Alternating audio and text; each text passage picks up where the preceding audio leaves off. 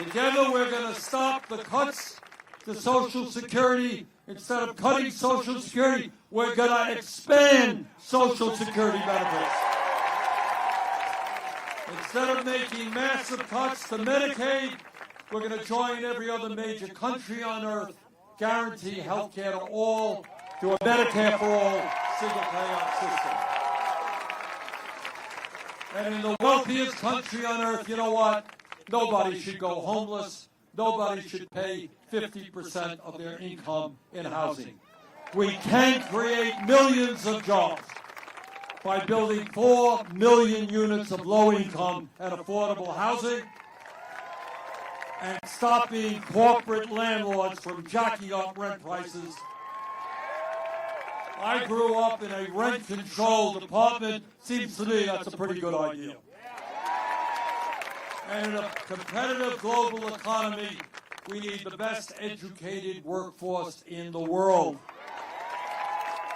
All of our young people must have the ability to get a higher education by making public colleges and universities and trade schools and universities tuition free.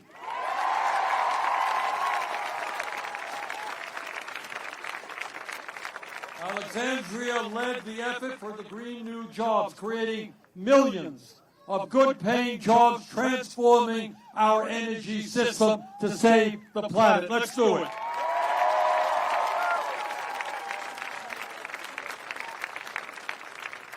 Now, I know that there are a lot of people here in Las Vegas and around the country who are feeling despair and anxiety about what's happening in D.C. And some of you may feel a little bit hopeless. So let me say this. At this particular moment, this pivotal moment in American history, despair is not an option.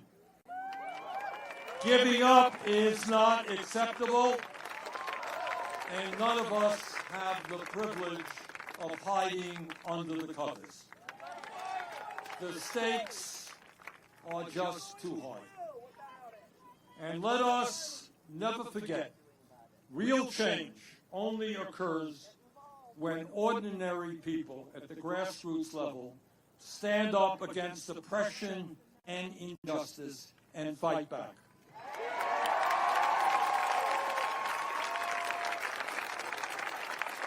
That is the history of our country from way back when. When this country was first formed, you had people here who took on the most powerful person in the world, the King of England, and the entire British Empire. And you know what? They won. In the 1840s, you had people in the abolitionist movement standing up and saying, slavery is not acceptable, it's horrendous, it's horrific. They had to take on the great power of the slave owners.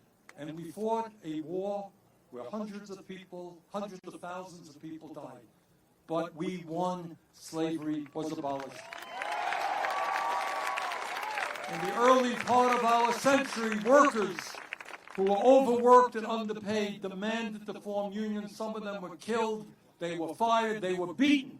But they stood up for the trade union movement, and they won and helped create the American middle class. In the 1930s, we had a depression.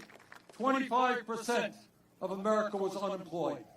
But people stood up, elected a great president, Franklin Delano Roosevelt, transformed the government, and we managed to end the depression. In 1941, this country was attacked at Pearl Harbor. Our military was weak. We had to fight a war on two fronts. Yet, because the nation came together and we produced the planes, the guns, the tanks that we needed in 2.5 years, that war was essentially won. So what I am saying to you is that this is not the first time we have faced crisis. And what I believe from the bottom of my heart is the American people do not want to see a handful of billionaires running this country. The American people understand that in democracy, we criticize each other, we have free elections, and we're not, like Donald Trump, too cowardly to accept criticism. American people do not want to move us toward an authoritarian society. The American people understand that there's something very wrong today when so few have so much and so many have so little.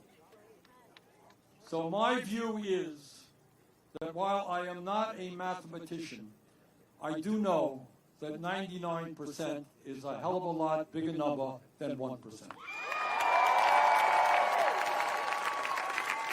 And I believe from the bottom of my heart, if we do not let Trump and his friends divide us up by the color of our skin, or where we were born, or our religion, or our sexual orientation, if we stand together as one people, fighting for justice, there is nothing that we cannot do.